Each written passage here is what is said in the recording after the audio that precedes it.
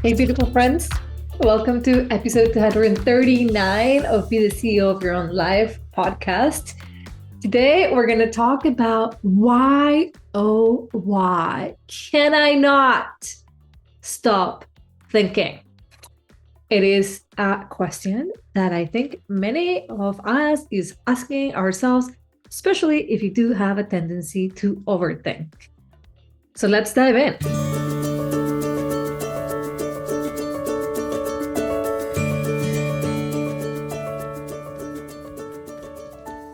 Okay, I wanted to start by telling you that my interest in answering to this question is to break some myths we might have about our thinking brain, to educate you a little bit about what goes on in your brain when you're in overthinking mode, and obviously to give you some tools to equip you with not just answering to the why I can't stop thinking, but hopefully how to.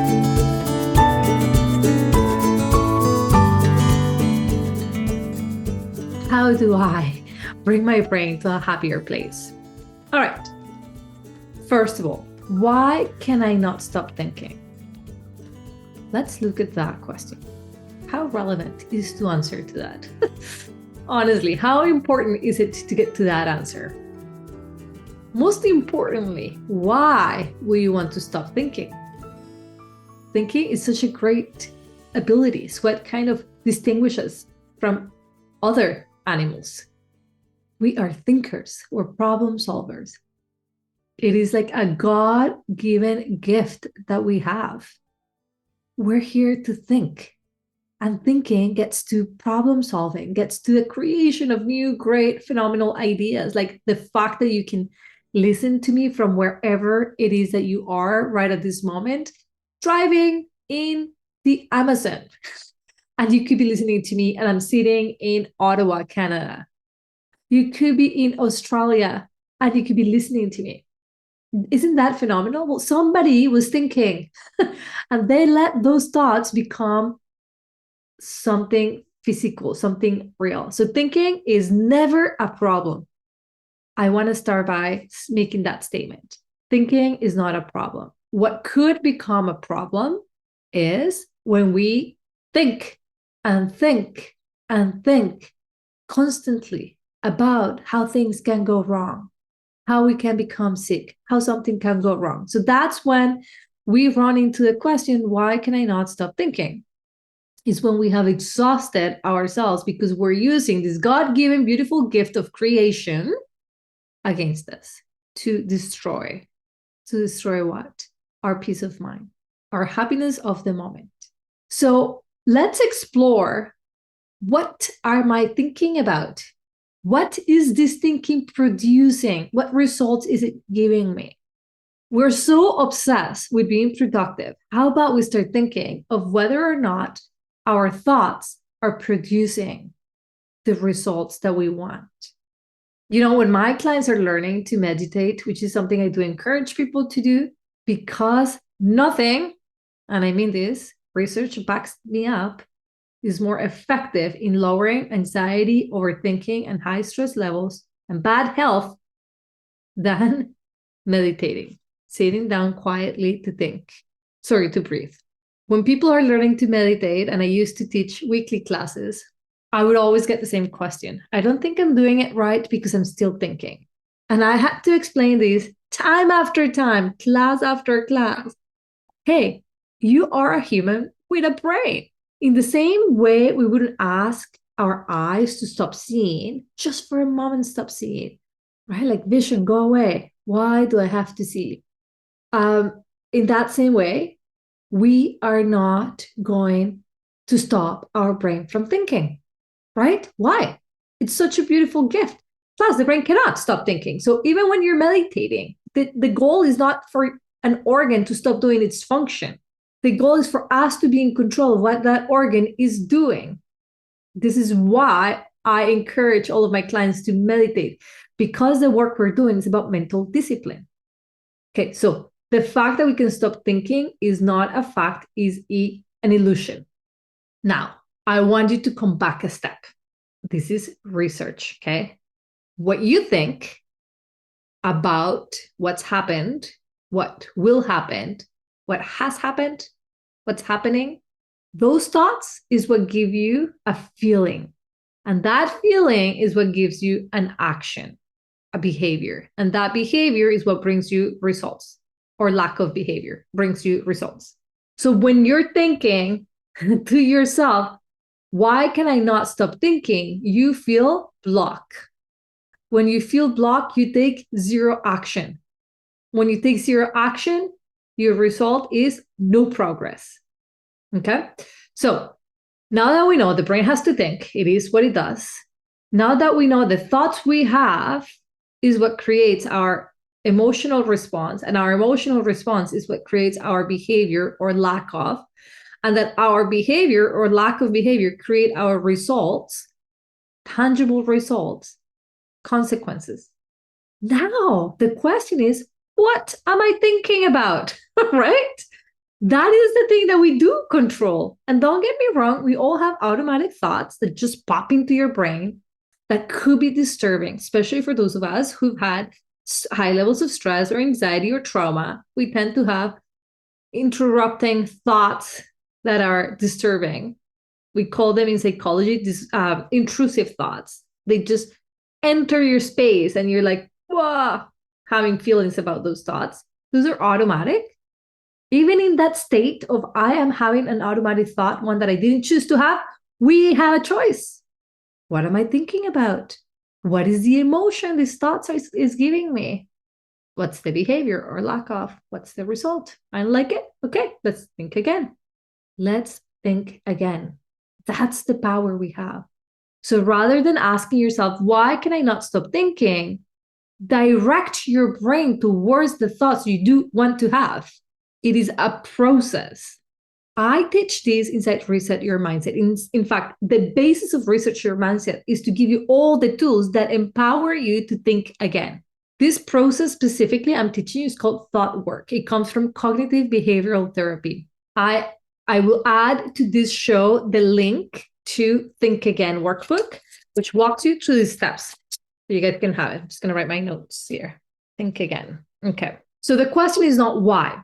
By the way, anytime you ask your brain the question why is a defensive. It's like it asks for the person responding to be defensive. Why did you do this? The person starts justifying themselves. So when you ask your brain, why can't I stop thinking? The brain starts giving you reasons to justify why I cannot stop overthinking. And really, you don't care about why you're overthinking. You truly care about, how do I stop this? How do I think again? I know it feels like our brain has a mind of its own and it's in its own trajectory of choices. But I want to remind you with this episode that the only thing you actually control is your thinking. And if your thinking is giving you emotions and results in your life that you don't like, honey, look into that mirror. Look at the person responsible for those results, which is nobody else but yourself, and ask that brilliant human, how can I think instead? How do we think again?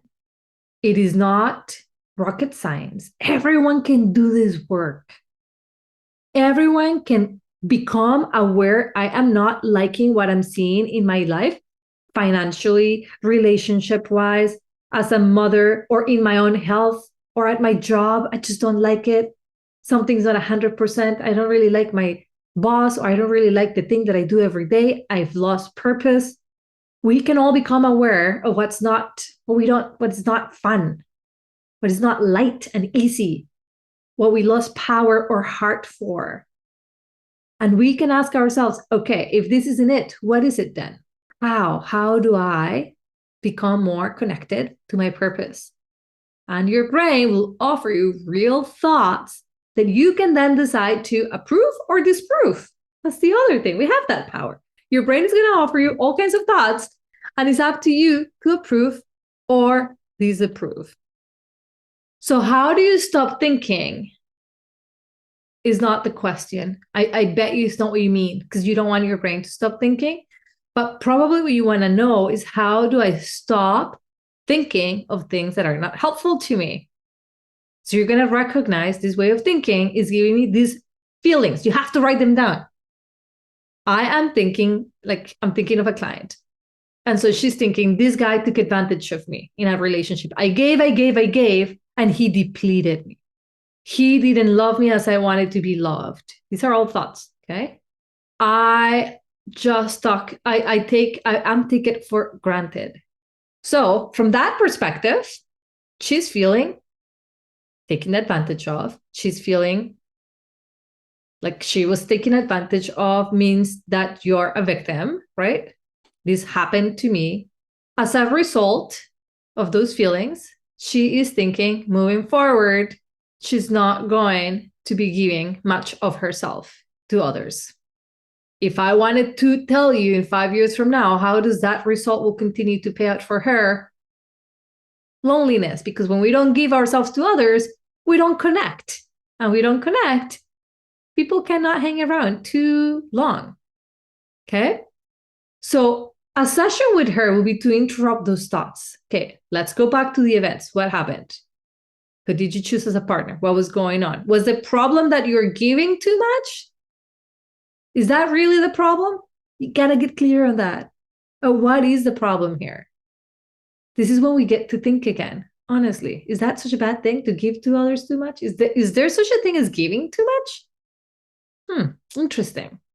So this client could walk away from a think again session with a complete different perspective. I gave everything that I felt like giving to this man, and he took what he wanted. The way in which he wants to be in a relationship does not suit my needs. Therefore, I am cutting this relationship here now, understanding that there is no way to move past that.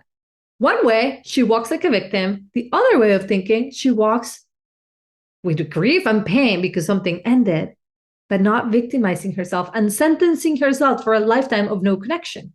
What happened here? Right? Like, so when you are not in victim mode with your own thoughts, when your own thoughts are not making you a prisoner of like your circumstances, you have the ability to learn. You have the ability to look back and say, you know what? I rushed into that relationship. I have signs everywhere saying he had no time, and I ignored them. That's a real lesson for you. That's something that you, again, will have control over next time. So don't block yourself with the words, I can't think, I am overthinking, I don't know why, because you will, in that blockage, you will not find real answers to the real problem, and you will tend to delegate the answers, the problem solving, to somebody else. So you might go see a guru on the subject, you might read all the books, you might go see a YouTube channel from somebody who also had a breakup and is now teaching people what to do with that. When we are not interested in looking for the answers within ourselves, we are in danger. When we don't believe that we can think again and empower ourselves through our thinking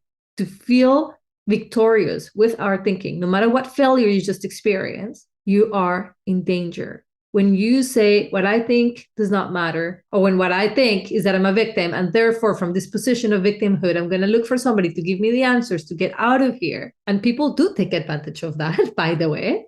There are people whose jobs is to be preying on the insecure ones who are not trusting that they have the answers. And they'll tell you your future step by step, or they'll tell you their process and be like, just follow this process and you'll be happy. That's when you're really in danger. When you have forgotten that you and only you control your thinking, and that you control your emotions and your results because you control your behavior. Seems like a lot of work when you're in the midst of it, but it is good work. What seems like less work is going outside and being like, hey, tell me my future. Is this relationship gonna work? And then you completely turn off all your alarm systems because somebody told you this was gonna work out. Right? So why can't you stop thinking? Because your brain was meant to problem solve and to think. It is a buffer of protection. Think of your brain as an armor. It is there to protect you. It's going to give you all the thoughts that it needs to keep you safe. It's our job to look outside. Like the brain's in a black box. It doesn't see anything outside. So we have eyes. We've got this beautiful body that allow us to move and realize, hey, it's a sunny day. I'm walking on the street. I am safe. And inform the black box, all is good. You control the black box. If you do decide to go out and ask for answers outside of yourself, let it be a coach or a therapist who's trying to ask you questions in return. And it is still you searching for the answers. If you absolutely want advice, great. But go in thinking, I'm still going to think and feel about that advice and act upon my own inner resources. So do we want to stop and ask, why am I thinking? No. What am I thinking? And how is these thoughts making me feel? Are my current thoughts about this scenario empowering me or disempowering me? I've coached so many people in leadership, and they will go to a meeting and they'll walk out of the meeting and they'll call me for a coaching call and say, I was made to feel so disempowered. I'm like, really? What happened? So they tell me in detail what happened. And then I ask them, what were you thinking about? Oh, that they feel above me, that I have nothing to offer at this table, that nobody cares about what I have to say. I'm like, let's separate what happened from what you were thinking. Your thoughts alone, how are they making you feel? Empowered or disempowered? Because now you're putting words into everybody at that meeting and you're believing them to be true. None of this was said at the meeting. It was all said inside your brain. Your thinking carries a lot of freaking power, enough power to make you the most confident person in a room or the most insecure person in a room. We all have an inner critic that's part of our survival mechanism, and we are all responsible to turn that off. We are all responsible to turn the story around in a way that it serves us, that it gives us feelings that we like having and behaviors that we want to have, so that we can enjoy the results that we want. A happy marriage, a fulfilled career, a healthy body, a healthy brain, a wealthy wallet. We all want the same things. We take different channels to get there because we have different mental drama. So friends, this is a call for you to get guided in the right direction. Get curious and invest in all the ways that you can so that you get reminded that you get to choose how to think. Do and invest anything that gives you the tools to think again. That is coaching. That is therapy. You can process stuff from the past in therapy in a safe environment with a good therapist. You can plan about your present and your future in coaching. You can ask great questions to break patterns of thought that just keep repeating themselves and keep giving you the same results. And you find that you change all your circumstances. But if you don't change your thoughts, you're going to find yourself with the same results. I don't care how many times you change teams.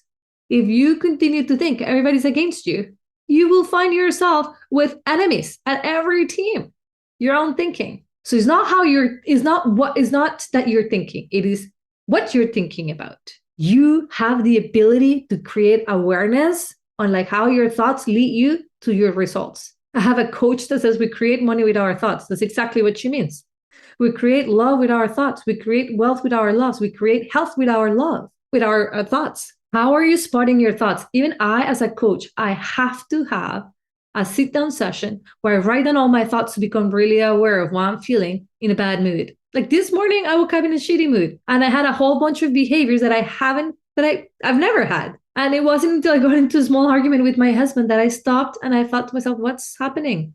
What's going on with me? And until I wrote down all my thoughts, I didn't realize why I was in such a shitty mood. I created that. I created the results of a small fight this morning. I created the result of doing things that I haven't done or that I don't normally do for no good reason. I heard this at church the other day and I wrote it down because I'm like, oh, I think it comes from the Bible. There is power of death or life in the tongue. How interesting. There is power of death or life in the tongue.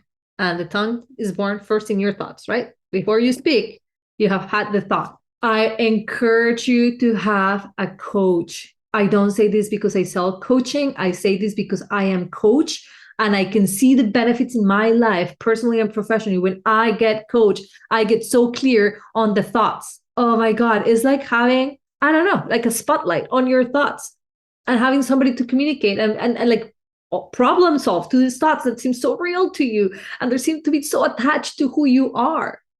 And do yourself a favor, hire a coach who will challenge your thing, not one that will just clap all the way and not tell you, oh, this is terrible, but whatever. Challenge is good for our brain. Our brain needs to be challenged. Our thoughts need to be challenged so that we can see, do I like what this thought is providing me? We do this in relationships. We're like, is this friendship helping me or not? Do I need to reevaluate this friendship? maybe I need to slow down. We do that with our thoughts too. When you have a coach, you get to do that on a weekly basis, bi-weekly basis. You get to sit down and be like, hey, I've got a work meeting I'm not feeling good about, so I want to explore all my thoughts. Because when we're in our story, in our narrative, we feel so attached to it, we don't like to question it. So when you have somebody else to question it, it's so much easier to be like, okay, thank you for the perspective.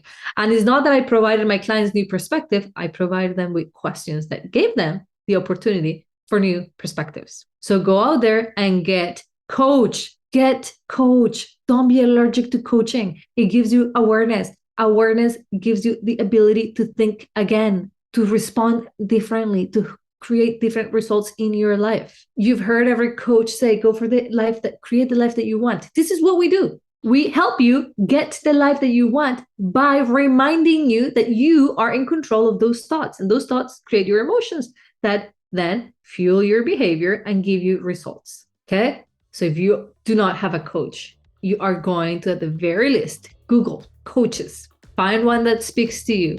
I am taking clients to coach with me or with my coaches for private coaching. Start with private. Get to know. In fact, we're giving free consultations. Come experience for free. You have nothing to lose, everything to gain. What would be like to be asked great questions? What would be like to have a life of self-awareness? So 2 calls to actions today. Go down and download the Think Again workbook. Walks you through this process. Book a free complimentary call with me. You and I. Let's chat. Bring your coffee. Okay? All right. I'll see you guys next Monday. Bye for now.